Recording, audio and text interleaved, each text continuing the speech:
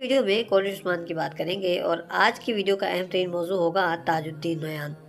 اور ساتھ ہی ساتھ آنے والی قسط کے حوالے سے بھی بات چیت کریں گے اور آپ کے سامنے کچھ نئی خبریں بھی پیش کریں گے۔ کالج عثمان کی حالیہ قسط میں تاج الدین نویان کے نام سے ایک کردار کا اضافہ ہوا ہے۔ پہلی ہی قسط میں اس کردار نے اپنی اچھی خاصی چھاپ چھوڑی ہے۔ خاص طور پر اس کے ماضی کے حوالے سے جو تعارف کروایا گیا ہے وہ اس کی شخصیت کو مزید خطرناک اور ڈراؤنا بناتا ہے۔ اور اب ہر کوئی یہ جاننا چاہتا ہے کہ تاج الدین نویان کی تاریخ کیا ہے اور یہ کہ عثمان غازی سے اس کا آمنا سامنا ہوا بھی تھا یا نہیں۔ اس حوالے سے ہماری تلاش اور کوشش کا نچوڑ یہ ہے کہ تاج الدین نویان کے حوالے سے بہت زیادہ تفصیلات یا معلومات موجود نہیں ہے۔ یہ تاریخی حقیقت ہے کہ سلطنت عثمانیہ کے ابتدائی زمانے کے حوالے سے تفصیلات مہیا کرنے میں تاریخ کا ہاتھ بہت تنگ ہے، اور اس کی وجہ قرار دیا جاتا ہے تیمور لنگ، جس نے سلطنت عثمانیہ پر حملہ کیا تو بہت سے تاریخی مصادر کو بھی آگ میں جھونک دیا، جس کی وجہ سے سلطنت عثمانیہ کا سرکاری تاریخی مواد ضائع ہو کر رہ گیا۔ بہرحال کالج عثمان میں تاج الدین نویان کے تعارف کے طور پر اسے اولجاتو خان کا بھتیجا قرار دیا گیا ہے، مگر ستم ظریفی دیکھیے کہ اولجاتو خان کا کوئی بھتیجا تھا ہی نہیں،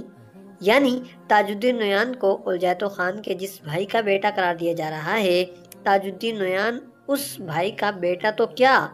اس کی کوئی اولاد ہی نہیں تھی، نہ لڑکی اور نہ ہی کوئی لڑکا۔ البتہ تاج الدین نویان کے حوالے سے تاریخ میں کچھ نہ کچھ ذکر ضرور ملتا ہے، اور اس ذکر کے مطابق تاج الدین نویان اس تعارف یا شخصیت سے بھی گیا گزرا ہے جس کا ذکر کالج عثمان کی حالیہ قسط میں کیا گیا ہے۔ حالیہ قسط میں تاج الدین نویان کو منگول سلطنت سے وفادار دکھایا گیا ہے، مگر تاریخ میں موجود ذکر اس کے بالکل برعکس ہے۔ تاریخ کے مطابق تاج الدین نویان منگول سلطنت کا اہم ترین وزیر اور کمانڈر تھا، مگر جب منگول مسلمان ہوئے اور منگول سلطنت کمزور سے کمزور تر ہوتی چلی گئی تو تب تاج الدین نویان نے سلجوقی سلطنت کے امیر سعد الدین کوپیک کا کردار نبھایا، اور جیسے امیر سعد الدین نے سلطنت کی جڑیں کمزور کیں، سلطنت سے بغاوت کی اور خود سلطان بننے کے خواب دیکھے، ویسے ہی تاج الدین نویان نے بھی یہی کچھ کیا اور منگول سلطنت پر قبضہ کرنا چاہا، مگر آخرکار ناکام ہوا اور قتل کر دیا گیا۔ اگر آپ کو یاد ہو تو جنگ کی تیاریوں کا ذکر سن کر عثمان غازی نے اس قسط کے شروع میں عثمان غازی نے سوال کیا تھا کہ یہ جنگ کس کے خلاف ہے، مملوکوں کے خلاف ہے یا سنہری قبیلے کے خلاف ہے؟ مملوکوں سے تو آپ اچھی طرح واقف ہیں، یہ بھی مسلمان سلطنت تھی، مگر چونکہ غلاموں نے اس کو بنیاد رکھی تھی اس لیے اس سے سلطنت غلامہ یا عربی میں مملوک سلطنت کا نام دیا جاتا ہے۔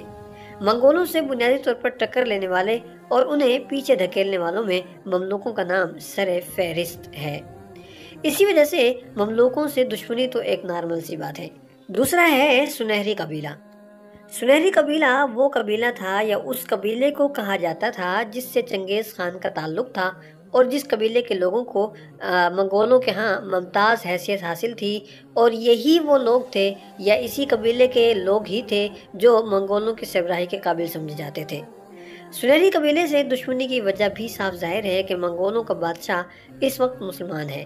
اور اسے یہ ڈر لاحق ہے یا یہ ڈر کھایا جاتا ہے کہ چنگیز خان کے قبیلے والے کہیں اٹھ کھڑے نہ ہوں اور بغاوت نہ کر دیں اور پھر اپنی سلطنت کا اعلان نہ کر دیں، اور ظاہر ہے کہ اگر ایسا ہوتا ہے تو اس کے بعد جو منگول سلطنت ہے وہ ٹکڑے ٹکڑے ہو جائے گی۔ اس لیے عثمان غازی کو محسوس ہوا کہ ہو سکتا ہے کہ سنہری قبیلے والے بغاوت پر آمادہ ہو چکے ہوں اور اب جنگ ان کے خلاف ہوگی۔ دوسری طرف عثمان غازی کی ترک سرداروں میں اہمیت اور قائے قبیلے کی ترکمانوں کی نظر میں اہمیت کے پیش نظر تاج الدین نویان انہیں ختم کرنے کے بجائے اپنی ماتحتی میں لینا چاہتا ہے۔ اور اس سارے منظر میں جہاں تک ہمیں سمجھ لگی ہے یا جہاں تک ہم سمجھ پائے ہیں، اور وہ تاریخ جو ہمارے سامنے آئی ہے، اور اگر کہانی لکھنے والا مصنف بھی اسی تاریخ کے مطابق چلنا چاہتا ہے اور اس کا بھی کچھ ایسا ہی ارادہ ہے، تو اس کا مطلب ہے کہ اب آنے والی قسطوں میں کہانی کچھ یوں بننے والی ہے۔ اس کہانی کی ایک بنیاد یہ بھی ہے کہ تاج الدین نویان نے عثمان غازی کو یہ نہیں بتایا کہ ہم کس کے خلاف جنگ کرنے جا رہے ہیں، اور یہ چیز اس کے کردار کو مزید مشکوک بنا دیتی ہے۔ تاج الدین نویان دراصل اولجاتو خان پر حملہ کرنا چاہتا ہے اور اسے مار کر تخت پر قبضہ جمانا چاہتا ہے۔ اس سب کے لیے اسے بھرپور طاقت اور جان ہتھیلی پر لیے پھرنے والے لوگوں کی ضرورت ہے۔ اسی لیے وہ عثمان غازی کو بھی نہیں مارنا چاہتا اور قائے قبیلے والوں کو بھی بچانا چاہتا ہے، اور اسی لیے وہ عثمان غازی اور قائوں کو اپنے ساتھ ملانا چاہتا ہے، اپنی ماتحتی میں لینا چاہتا ہے، اور اسی لیے اس نے عثمان غازی کو یہ لالچ بھی دیا۔ عثمان غازی کی سب سے بڑی بات کیا ہے یا سب سے بڑی چاہت کیا ہے کہ اس کی سلطنت قائم ہو جائے، اور وہ ظاہر ہے کہ اتنی بڑی چاہت ہے، اتنی بڑی سلطنت ہے کہ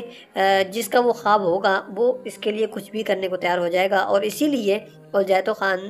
کا جو بھتیجا ہے تاج الدین نویان، اس نے ایک زبردست چال چلی اور عثمان غازی سے اس نے یہ کہا کہ میں الجیتو خان سے تمہاری سلطنت کو جو ہے وہ مستقل کروا دوں گا اور بہت ہی کم قسم کا ٹیکس لوں گا وغیرہ وغیرہ، مگر عثمان غازی نے اس کا جو یہ تیز ترین بول تھی اس کو باؤنسر کی صورت میں جانے دیا اور اوپر سے نکال دیا، یا پھر یہ کہ اس نے یارکر پھینکا اور عثمان غازی نے آگے بڑھ کے چھکا مارا اور بال باؤنڈری سے بھی باہر جا گری۔ بہرحال اس کو اپنی اس جو چالاکی تھی یا جو ہوشیاری تھی اس کا نتیجہ اسے حاصل نہیں ہوا، بلکہ عثمان غازی نے اسے پلٹ کر بہترین اور شاندار قسم کا وار دیا ہے۔ گرمیانوں کو ساتھ ملانے کا مقصد وقت پڑنے پر قائیوں کو ختم کرنا ہے تاکہ ان کے سر پر بھی خطرے کی تلوار لٹکتی رہے۔ تیسری طرف وہ جنگ کی بات کر رہا ہے جو دراصل لڑی جانی تو الجیتو خان کے خلاف ہے، مگر اسی کا نام لے کر، اسی کا نام استعمال کر کے اسی کے خلاف طاقت اکٹھی کر رہا ہے تاکہ اس پر کوئی جو ہے اس کے خلاف کوئی کچھ نہ سوچے یا اس سے کوئی باغی نہ سمجھے، اور کسی کو یہ پتہ نہ چلے کہ یہ طاقت اصل میں کس کے خلاف استعمال کی جا رہی ہے، اور جب آخری وقت میں وہ حملے کا حکم دے تو سب لوگ اس کے حکم کے مطابق آگے بڑھ کر حملہ کر ڈالیں۔ تاج الدین نویان کو تخت چاہیے ہے اور اس کے لیے وہ ہر حد پار کرنے کو تیار ہے، عثمانیوں کو اپنے سامنے جھکانے کے لیے ہر حربہ آزمانے کو بھی تیار ہے، جبکہ گندوز سردار کے ہاں بھی کہانی چل رہی ہے، یعنی بیٹی بہو اور بہو بیٹی بنی ہوئی ہے، اور یہ سب بھی اس کھیل کا اہم ترین حصہ بننے والا ہے۔ تاج الدین نویان کا انجام بھی امیر صلاح الدین جیسا ہی ہوگا، منگول سربراہ یعنی الجیتو خان کی اجازت سے یا اس کی اجازت کے بغیر تاج الدین نویان عثمان غازی کے ہاتھوں مرے گا، اور چونکہ عثمان غازی منگول سلطنت کو ایک بہت بڑے دشمن اور بہت بڑے خطرے سے بچائیں گے، لہٰذا اس احسان کے بدلے عثمانی سلطنت اور منگولوں کے درمیان دوستانہ تعلقات قائم ہوں گے، اور اس عظیم جنگ سے عثمانی سلطنت عظیم الشان سلطنت بن کر ابھرے گی۔ یہ تو بات ہوئی تاج الدین نویان کی، اور اب بات ہو جائے آنے والی قسط کی۔ اگرچہ نئی آنے والی قسط کا پہلا ٹریلر اب تک جاری نہیں کیا گیا، مگر جیسا کہ ہم آپ کو آگاہ کر چکے ہیں کہ کہانی تحریر کرنے والوں میں رد و بدل کیا گیا ہے اور عطیلہ کو ٹیم میں شامل کیا گیا ہے، جس کا اثر گزشتہ قسط میں نظر آیا ہے۔ بہت کچھ تبدیل ہوا ہے، بول چال، انداز، لہجہ، باتیں اور خاص طور پر ایکشن، سب کچھ لاجواب اور باکمال تھا، اور قسط بھی بہت ہی اعلیٰ اور شاندار تھی۔ اب کہانی کے مطابق تبدیلیاں اور تیاریاں کی جا رہی ہیں، جس کا اندازہ اس بات سے لگائیے کہ گزشتہ قسط کی تصاویر جاری کی گئیں، یعنی منگل کو جو تصاویر جاری کی گئیں ان میں سے نالہون اور کنور کی 2 تصاویر جن میں عثمان غازی کا ہاتھ ان کے کندھوں پر ہے، یہ منظر قسط میں نہیں دکھایا گیا، جو ظاہر کرتا ہے کہ کہانی میں آخری لمحے تک رد و بدل اور کانٹ چھانٹ شروع کی جا چکی ہے۔ لیک ہونے والی خبروں کے مطابق انہی تیاریوں کی وجہ سے ٹریلر تیار نہیں ہو پایا، اور آج کل میں جب یہ تیاریاں مکمل ہو جائیں گی، پھر شوٹنگ شروع ہو جائے گی، تو اس کے بعد ٹریلر بھی جاری کر دیا جائے گا۔ دوسری طرف ہم نے بتایا تھا کہ ہولوفیرا کا کردار بھی غائب ہونے جا رہا ہے، اور لیجئے حالیہ قسط میں ہولوفیرا کہیں بھی نظر نہیں آئی۔ اور اب آج کی آخری خبر سن لیجئے اور پھر ہم آپ سے اجازت چاہیں گے۔ آنے والی قسط کے حوالے سے بات چیت آنے والی ویڈیو میں کریں گے۔ تازہ ترین خبر یہ ہے کہ دنیز حمزہ اولو یعنی کورلش عثمان کے بائندر سردار بھی کورلش عثمان کو الوداع کہنے جا رہے ہیں۔